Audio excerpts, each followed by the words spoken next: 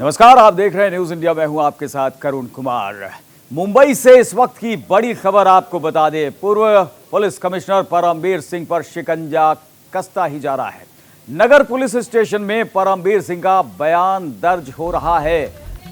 तो ये बड़ी खबर हम आपको बता रहे हैं इस वक्त की। पूर्व पुलिस कमिश्नर परमबीर सिंह पर शिकंजा कसता हुआ जा रहा है। नगर पुलिस स्टेशन में परमबीर का बयान दर्ज हो रहा है।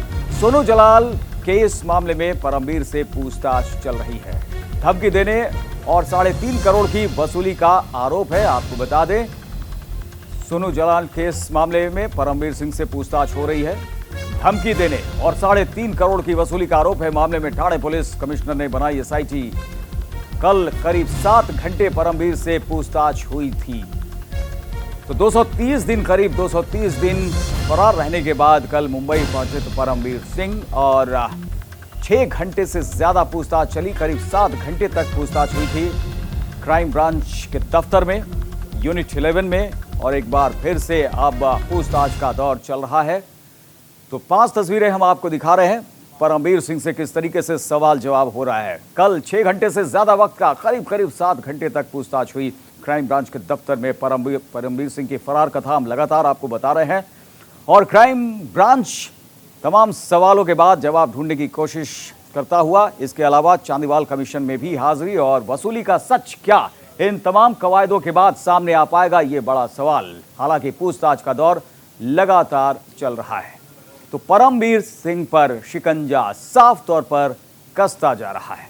पूर्व पुलिस कमिश्नर परमबीर सिंह पर शिकंजा कसता दिख रहा है, और कल करीब 7 घंटे पूछताछ का दौर चला, और आज भी अब पूछताछ चल रही है। परमबीर की फरार कथा और लगातार जो है अपडेट हम आपको बता रहे हैं। और शुभम पांडे हमारे संवाददाता हमारे साथ जुड़ गए हैं, उनका रुख करेंगे।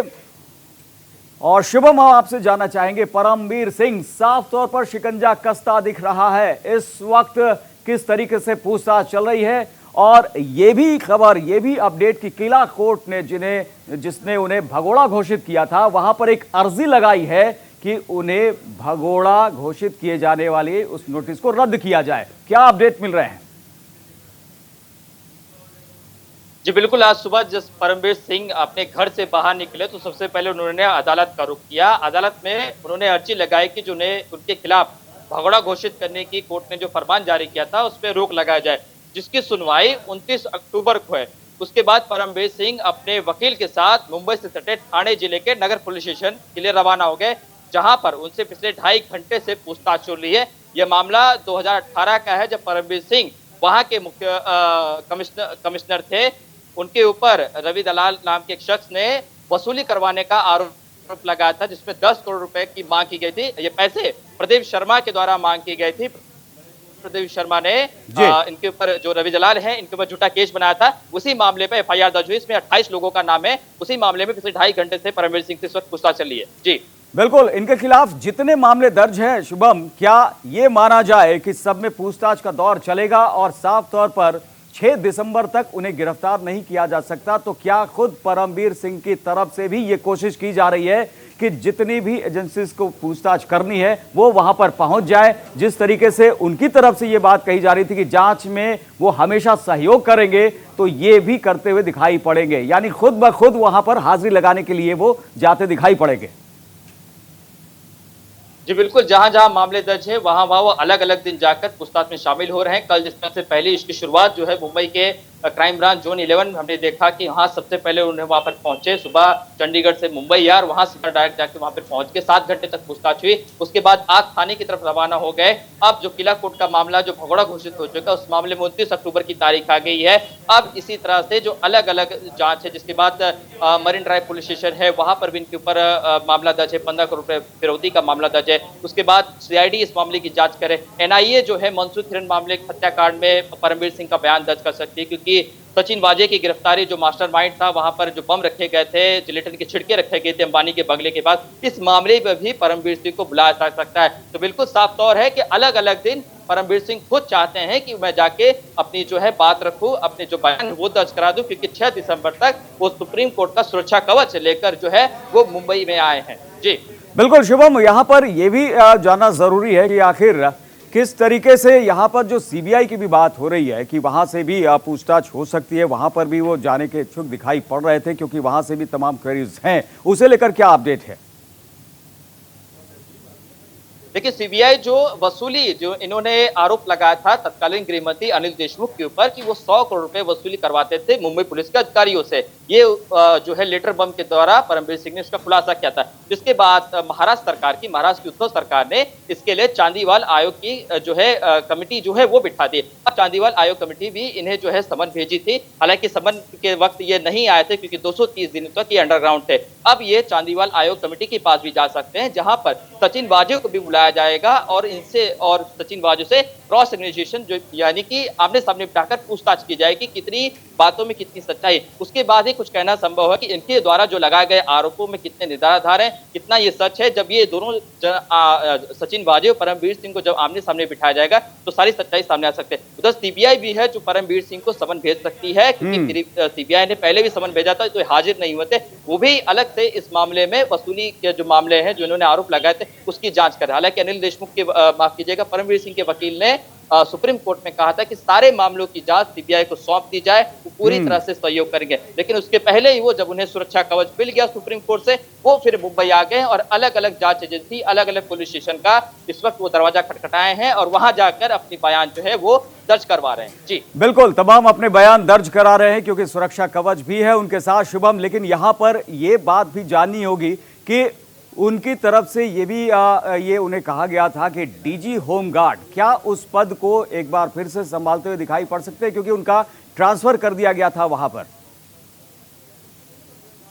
देखिए, मुंबई पुलिस के जब वो कमिश्नर थे उसके बाद जब गृह मंत्री अनिल देशमुख, उस वक्त जो गृह मंत्री थे अनिल देशमुख ने इनका तबादला डीजी होमगार्ड में कर दिया था और कमिश्नर की जगह हेमंत नागराले की इनकी यहाँ पर नियुक्ति हुए थे। उसके बाद ही इन्होंने लेटर जो है मुख्यमंत्री को लिखी थी कि अनिल देशमुख 100 करोड़ रुपए जो है टारगेट दिए थे महीने का, दिन का 2 करोड़ रुपए, यानी महीने का 60 और 100 करोड़ रुपए कैसे भी करके बार रेस्टोरेंट से लेके आना था। लेकिन एक महीने के अंदर ही परमवीर सिंह अब जो है वहां से छुट्टी पर चले गए थे। उसके बाद 230 दिन बाद कल वो मुंबई में आए, तो कयास लगाए जा रहे हैं कि अनिल देशमुख अपने कुर्सी उनकी थी जो जिस पद पे है, उन्होंने वहां से अभी तक इस्तीफा नहीं दिया। लेकिन महाराष्ट्र सरकार जो है वो चाह रही है कि परमवीर सिंह इस्तीफा दे दे, उन्हें हटाने के लिए तमाम जो कायदे कानून है वो उसकी तरफ जो है महाराष्ट्र सरकार लीगल एडवाइजरी की तरफ भी रुख कर रही है। अब देखना ये होगा कि परमवीर सिंह खुद से इस्तीफा देते हैं या मामले की जांच आगे चलती है, या वो अगर गिरफ्तारी से बच जाते हैं तो परमवीर सिंह आके फिर से अपनी कुर्सी संभाल सकते हैं। जी चलिए शुभम, बहुत बहुत शुक्रिया तमाम जानकारी के लिए। नजर बनाए रखिए, आगे भी हम आपसे अपडेट लेंगे।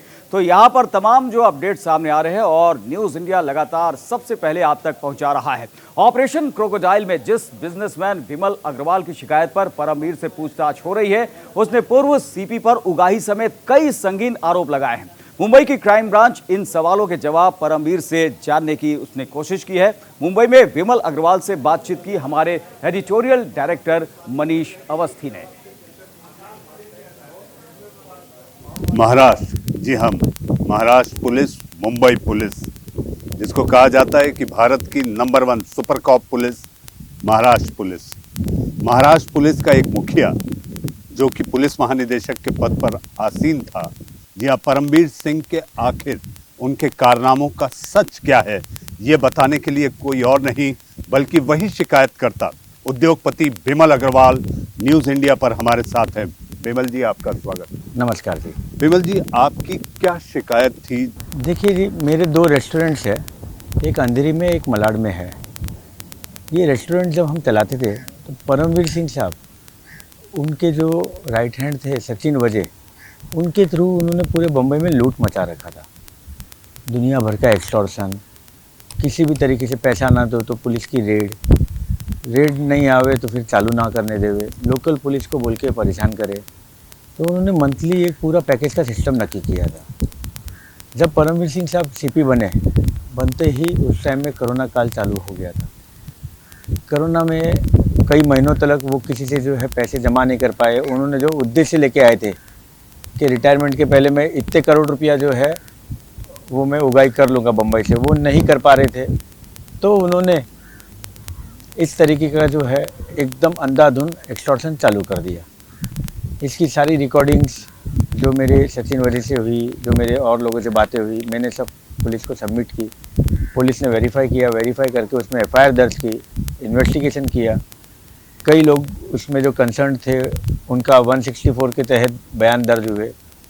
उसमें ये पूरा निकल के आया है कि ये पूरा मास्टरमाइंड जो एक नंबर, वो कोई और नहीं, परमवीर सिंह साहब सीपी ऑफ मुंबई रह के उनको एक नंबर बोला जाता था।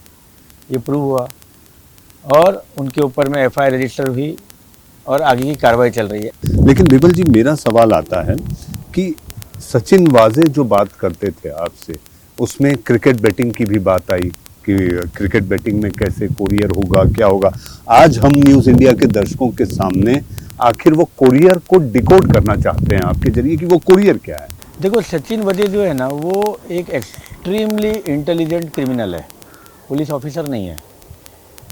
उसने जब भी मुझसे बात करता था तो वो व्हाट्सएप पर ही बात करता था। उसे ऐसा था कि व्हाट्सएप कॉल रिकॉर्डिंग हो नहीं सकते हैं, बट कुछ सॉफ्टवेयर्स ऐसे हैं जो कम्युनिकेशन को इंटरसेप्ट करते हैं, रिकॉर्डिंग करते हैं, जिसकी नॉलेज उसको थी नहीं। उसने हर समय कोड में बात करता था। कभी वो बोलता था कि भाई 2 किलो लगेगा, कभी जो है परसेंटेज में बात करता था। बट उसके जो टॉक्स थे, जब उसको पूरे के पूरे डिकोड किए जाते तो उसके अंदर में एस्टैब्लिश होता था कि it was a money talk, extortion money talk, and corresponding जो जिनसे एक्सटॉर्शन किए गए उन्होंने भी आके अपना एविडेंस उसी तरीके से जो है सबमिट किया है। जी, उन्होंने सबमिट किया, लेकिन मैं बिमल जी चाहूँगा, चूँकि जो ऑडियो क्लिप्स हैं वो ऑडियो क्लिप्स को आप विस्तार से, आज न्यूज़ इंडिया के दर्शक देश और दुनिया में आपको सुन रहे हैं, देख रहे हैं, उसे आप डिकोड करें कि वो किस तरह से, वो अगर 2 किलो कोरियर है तो वो 2 किलो क्या 2 करोड़ है, 2 करोड़ जी। तो मैं चाहूँगा कि आप पूरा इसे आप विस्तार से समझाएं। जब सचिन वजे फोर्स में आए, रीइंस्टेट हुए, उस समय कोरोना काल था। कोरोना थोड़ा कम होने के बाद में उन्होंने एक दिन मुझे मिलने बुलाया। बोला कि ये सीपी एकदम पागला गया है, हड़बड़ गया है, और इसने मुझे रोज़ का 2 करोड़ का टारगेट दिया है कि 2 करोड़ रुपया रोज़ जमा करके देना है। तो मैं कैसे करूं? तो तू मेरी मदद कर कि भाई बुकीस लोग से एक्सटॉर्शन करके दे, मुझे जमा करके दे पैसे। जो बुकी पैसा देगा वो यहाँ बॉम्बे में बैठ के धंधा कर पाएगा, उसे कोई तकलीफ़ नहीं होगी। होटल वाले से पैसे जमा करके दे, नहीं तो उनको बहुत तकलीफ होगी, उनको धंधा नहीं चलाने मिलेगा।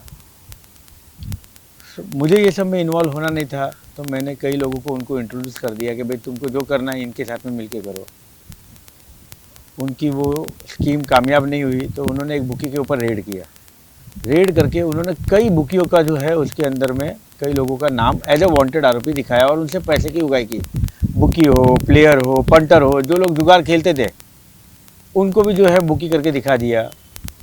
तो इसी तरीके का एक बेचारा सीधा लड़का था मनन करके, जो इसको मैं जानता था कई वर्षों से, तो उसका नाम उसमें वांटेड आरोपी करके दिखाया। मुझे जो है उसने फ़ोन किया कि मेरी हेल्प कर, सचिन वजे को तू जानता है, तो किसी तरीके से मेरा ये नाम निकलवा के दे। उसमें महीने भर तक मेरी और सचिन वाजो की नेगोशिएशन चलती रही। कभी वो 25 लाख में फाइनल करने के बाद में अचानक जब पेमेंट देने की बात आए तो बोले नहीं अभी तो 2 किलो लगेगा। तो 2 किलो मतलब क्या? तो बोले 2 करोड़ रुपया लगेगा। तो फिर बाद में जो है ख़त्म हो जावे। फिर कभी बोले कि भाई वो एक बार नेगोशिएशन जब 25 लाख में फाइनल हो गया तो ऐसा पूछा कि भाई उसकी बच्ची को कितना परसेंटेज आया? 35% आया ना। तो मैं बोला नहीं 30%। तो मैंने 30 लाख रुपये भी उसको ऑफर कर दिया। बोले नहीं तो फेल हो गया। इस तरीके से करते करते लास्ट में उन्होंने 1 महीने की नेगोशिएशन के बाद में 35 लाख रुपया उससे जो है, उनका जो कलेक्शन एजेंट था, हवाला का कुख्यात इंडिया का सबसे बड़ा हवाला ऑपरेटर अल्पेश, सो अल्पेश के थ्रू जो है वो पैसे जमा किए उसने, काफ़ी पैसे लिए गए और उस तरीके से ये हुआ। ये जो बिमल जी, हम ये जानना चाहेंगे, सचिन वाजे यानी कि अगर मुंबईया भाषा में बात करें, जो मुंबई की अपनी भाषा है, मुंबई की अपनी पहचान है बिमल जी, तो क्या ये कहा जा सकता है कि सचिन वाजे परमवीर के गुर्गे के रूप में काम करने लगा? जो हम अंडरवर्ल्ड की भाषा में बात करते हैं कि दाऊद का गुर्गा, छोटा राजन का गुर्गा, आपका अरुण गौली का गुर्गा, तो वैसे ये कहा जाए कि वर्दी में परमवीर का गुर्गा सचिन वाजे बन गया था। आप देखेंगे मैंने जो रिकॉर्डिंग सबमिट की है उसमें मैंने क्लियर बोला है कि ये सीपी नहीं है, ये क्रोकोडाइल है। इससे बड़ा गैंगस्टर इंडिया में पैदा ही नहीं हुआ होगा। और इसने अपने स्वार्थ के लिए इसके पूरे कैरियर में कई बोगस केसेस रजिस्टर किए हैं लोगों पे, कई लोगों को इन्होंने जेल में डाल दिया है सिर्फ खुद के स्वार्थ के लिए। आपको पता होगा इनका एक पुराना प्रोवोक मैटर जिसमें इन्होंने ड्रग प्लांटेशन किया था। बेचारे सीधे साधे कोई ये था, रेस्टोरेंट वाला था या बिजनेसमैन था, प्रोवोक करके उसकी जो है ब्रांड चलती थी, उसकी पब्लिक इशू लॉन्च होने वाली थी, उसके घर में ड्रग्स प्लांटेशन किया एक्सटॉर्शन के लिए। तो इस तरीके का काम इसका चलता था और ये कोई ना कोई ऑफिसर को अपने कंट्रोल में रख के ये काम करवाता था। तो जब ये सीपी बनने के बाद में इसने सचिन वाजे को जो है रीइंस्टेट किया, रीइंस्टेट करवा के इसने जो है ये काम सचिन वाजे के थ्रू चालू किया। जी बिमल जी, सचिन वाजे सबसे बड़ी कड़ी। एंटीलिया का मसला हो, पैसे उगाही का मसला हो, होटलों से व्यवसायियों से पैसे जमा करना हो, इसमें सचिन वाजे एक सबसे बड़ा सेंटर स्टेज किरदार दिखाई दे रहा है। अब बात करते हैं कि सचिन वाजे ये सारा कलेक्शन आपका मानना है कि ये परमवीर तक ही जाता था या कड़ियाँ कुछ और भी होती थी? नहीं, मुझे यकीन है क्योंकि मेरे नॉलेज में जो था, जो सचिन वाजे से आप अगर रिकॉर्डिंग सुनोगे तो आपको समझ में आएगा कि मुझसे खुल के बात करता था। तो सचिन वाजे पूरा का पूरा कलेक्शन करता था सीपी के लिए। उसके एविडेंस है कि भाई उसमें उसने बोला था कि भाई इसमें से 75% जो हम कलेक्शन करते हैं वो सीपी मुंबई परमवीर सिंह साहब 1 नंबर जो है उनको जाता है और 25% बाकी जो है उस कलेक्शन अमाउंट का हम आपस में डिस्ट्रीब्यूट करते हैं। बिमल जी, आपकी शिकायत पर कुछ इस तरह की उंगलियां भी उठी। उंगलियां ये कि ये राजनीति से प्रेरित शिकायत है, तो आपको लगता है आपकी एफआईआर पर सियासत भी हो रही है? नहीं, मुझे नहीं पता, मैं तो किसी राजनीतिक पार्टी से जुड़ा हुआ नहीं हूँ, ना कभी मेरी ज़िंदगी में जुड़ा हुआ रहा है। और मैं तो बिजनेसमैन हूँ और मेरी रिकॉर्डिंग जो मैंने सबमिट की है उसमें पूरा बताता है कि सचिन वाजे का कांस्टेबल मेरे यहाँ से 75,000 रुपये महीने का लेके गया एक होटल से, मलाड वाले होटल से, और वो उसके यहाँ तक पहुँचा नहीं, इसके लिए उसने मेरे यहाँ बोगस रेट डाल दी। उसकी 4 मिनट की रिकॉर्डिंग दी है मैंने। So it is not political, कहीं पे भी इसमें पॉलिटिक्स से कोई लेना देना नहीं है। उसका मेरे यहाँ पैसा उगाही करने के लिए रेड करना, फिर हमारे से पैसा उगाही करना, हमारे पार्टनर पे बोगस केस रजिस्टर करना, इट इज़ नॉट पॉलिटिकल, ये एक्सटॉर्शन है, प्योर एक्सटॉर्शन। प्योर एक्सटॉर्शन है। बिमल जी, आपके बोलने की अदा ये बताती है कि कुछ और बातें आपके दिल में है, लेकिन आप बोलने से उससे या तो आप नहीं, मेरे जो भी मेरे हैं। जो दिल में था, जो मेरे पास एविडेंस थी, वो सब मैंने पुलिस के पास में और चांदीवाल कमीशन में सबमिट कर दी है। और वो क्लियर कट प्रूफ है कि किस तरीके से परमवीर सिंह ने सचिन वाजे के थ्रू बम्बई में एक्सटॉर्शन का रैकेट चला रखा था। एक्सटॉर्शन का रैकेट चला रखा था बिमल जी, लेकिन आप ये देखिए कि इस रैकेट में किरदार केवल सचिन वाजे और परमवीर, और क्या आपकी सचिन वाजे ने कभी परमवीर से मुलाकात करवाई? वो करवाने वाला था, मेरे कुछ मसले अड़के हुए थे जो मुझे बार बार लालच दे रहा था कि भाई ये तेरे जो है मसले हम सॉल्व करा देंगे, तुम हमको हेल्प करो, हेल्प करोगे तो हम तुम्हारा ये काम करवा देंगे और मैं तुम्हारे को परमवीर से मिलाऊंगा, मिला के तुम्हारा मैटर जो है सॉल्व करा। लेकिन कभी मिलाया नहीं सचिन वाजे ने मिलाया नहीं मुझे। सचिन वाजे ने मिलाया नहीं। बिमल जी, आप ये देखें कि इस तरह से जब चीज़ें ताना बाना पूरा बुना गया कि एक्सटॉर्शन कैसे हो, उगाही कैसे हो, तो इसमें सचिन वाजे के साथ कुछ और अफसर भी मुंबई पुलिस के, आपको लगता है कि एक पूरी गैंग कहना मैं समझता हूँ कि अगर इतना बड़ा आरोप आपने भी लगाया, जिसके प्रमाण आपने दिए, अदालत ने भी माना, तो ये गैंग ऑपरेट कर रही थी मुंबई और ठाणे में? मुझे जो पता है कि सचिन वाजे ने जो किया, जो मेरे से डिस्कस किया, तभी मोस्टली वो मुझसे अकेले में ही मिला। तो उसके साथ में और कौन इन्वॉल्व है उस पर तो मैं अभी एलिगेशन कर ही नहीं सकता हूँ, या मेरे पास उसका कोई एविडेंस नहीं है। जी सचिन वाजे का मुझे पता था जी, मैंने पुलिस को बता दिया, एविडेंस दे दिया। परमवीर का पता था, बता दिया, एविडेंस दे दिया। अब उनके साथ कौन मिले हुए वो पुलिस जाने। जी, लेकिन जो कोड वर्ड नंबर 1 के लिए दिया गया था वो क्रोकोडाइल दिया गया था। क्रोकोडाइल तो वो बोलते थे क्योंकि उसको इतनी भूख रहती थी और निगल जाता था, जो आया उसको निगल जाता था, तो इसके लिए उसको क्रोकोडाइल बोलते थे कि बहुत डेंजरस है ये आदमी। तो जी हाँ, आप सुन रहे थे बिमल अग्रवाल, मुंबई के उद्योगपति, जो न्यूज़ इंडिया पर वो राज खोल रहे थे जो कि अपने आप में डिकोड कर पाना पहले मुश्किल हो रहा था, लेकिन अब आप समझ गए होंगे जब उन्होंने कहा तो आखिर क्रोकोडाइल कौन है ये भी सामने आ गया। विमल जी, आप न्यूज़ इंडिया पर आकर आपने बातचीत की और इतने सारे खुलासे किए, आपका बहुत बहुत धन्यवाद। धन्यवाद, थैंक यू। तो ऑपरेशन क्रोकोडाइल के जरिए परमबीर सिंह से जुड़ी तमाम खबरें, तमाम अपडेट्स सबसे पहले न्यूज़ इंडिया आप तक पहुंचाता हुआ। बने रहिए हमारे साथ, खबरों का सफर जारी।